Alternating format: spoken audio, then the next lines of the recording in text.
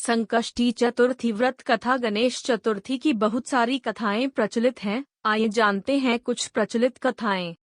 पहली कथा इस संकष्टी चतुर्थी से जुड़ी किंवदंतियों में से एक के अनुसार भगवान शिव और पार्वती ने चौसर खेलने का फैसला किया।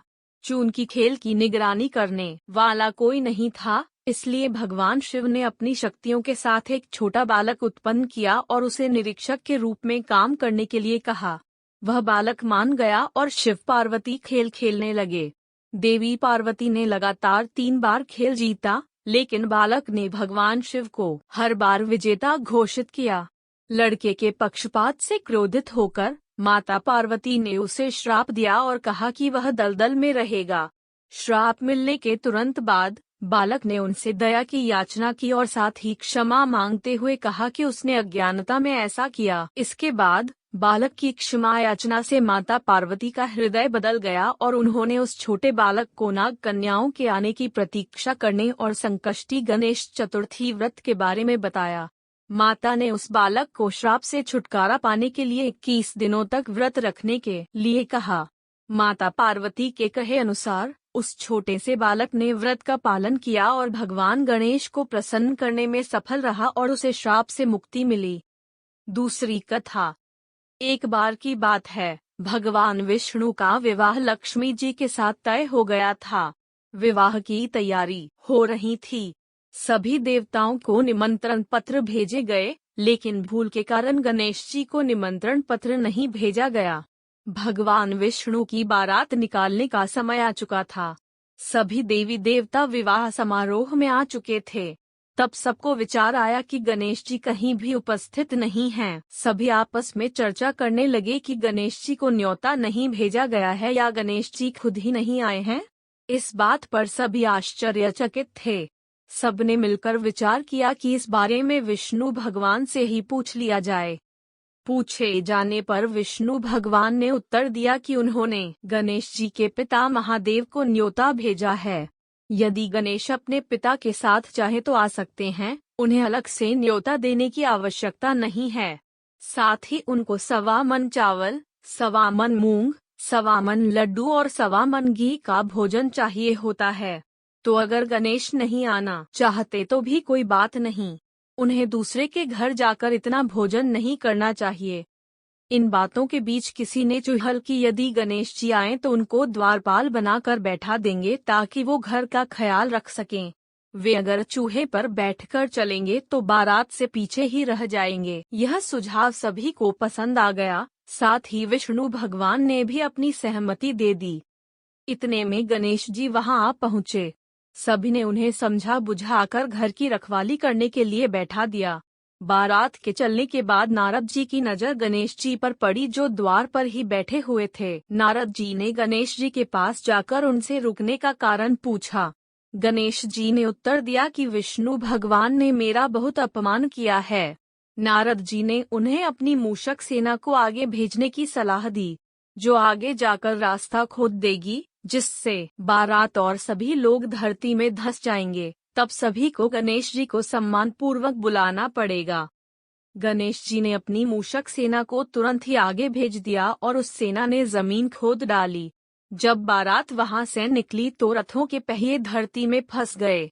लाख प्रयत्नों के बाद भी पहिए नहीं निकले। सभी ने अलग अलग उपाय किए, परंतु पहिए नहीं निकाल पाए। किसी की समझ में नहीं आ रहा था कि अब क्या करें। तब तो नारद जी ने सबसे कहा कि आप लोगों ने गणेश जी का अपमान करके अच्छा नहीं किया। जब आप लोग उन्हें मनाकर लाएंगे तभी सभी कार्य सही होंगे और यह संकट टल जाएगा। भगवान शिव ने तुरंत ही अपने दूत नंदी को गणेश जी को साथ लेकर आने को भेजा। गणेश जी का मान पूर्वक पूजन किया गया। तब कहीं रथ के पहिए बाहर निकले।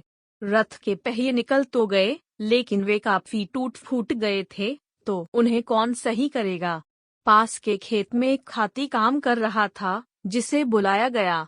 खाती अपना काम शुरू करने से पहले श्री गणेशाय नमः का जाप कर गणेश जी की वंदना मन ही मन करने लगा।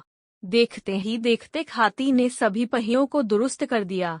फिर खाती ने कहा कि हे देवताओं, आपने सर्वप्रथम गणेश जी की आराधना नहीं की होगी और न ही उन्हें याद किया होगा, इसीलिए तो आपके ऊपर यह संकट आया। हम तो मूर्ख ज्ञानी हैं, फिर भी हर काम के पहले गणेश जी की पूजा करते हैं, उनका ध्यान करते हैं। आप लोग तो देवता हैं, तो आप सभी गणेश जी को कैसे भूल गए? अब आप लोग भगवान गणेश जी की जय जयकार करते हुए आगे बढ़ें, इससे आपके सभी काम बन जाएंगे और संकट दूर हो जाएंगे। और भगवान गणेश के जय जयकार के साथ बारात वहां से चल दी। विष्णु भगवान और लक्ष्मी जी का विवाह संपन्न हुआ और सभी सकुशल घर लौट आए। संकष्टी चतुर्थी की पूजा कैसे करें? संकष्टी चतुर्थी के दिन सुबह शुद्ध पानी से नहाकर साफ कपड़े पहने।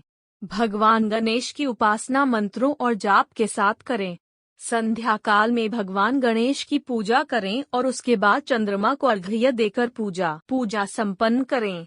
पूजा करने के लिए सबसे पहले भगवान गणपति का शुद्ध जल से अभिषेक करें। इसके बाद भगवान को पुष्प अर्पित करें। इसके अलावा भगवान गणेश को दुर्वा अर्पित करें। उसके बाद भगवान गणेश की कथा पढ़ें और दूसरों को भी सुनाएं। आरती कर पूजा का समापन करें। संकष्टी चतुर्थी व्रत के दौरान क्या खाएं?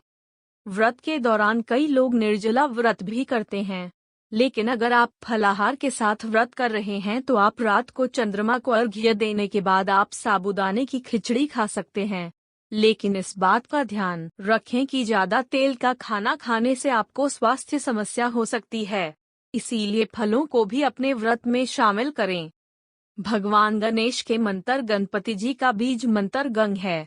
इनसे युक्त मंत्र ओम गंग गणपतिये नमः का जप करने से सभी कामनाओं की पूर्ति होती है। उच्छिष्ट गणपति का मंत्र ओम हस्ती पिशाची लिखे स्वाहा गंग क्षिप्र प्रसादनाय नम। ये मंत्र जीवन से आलस्य, निराशा, कलह, विघ्न दूर करता है।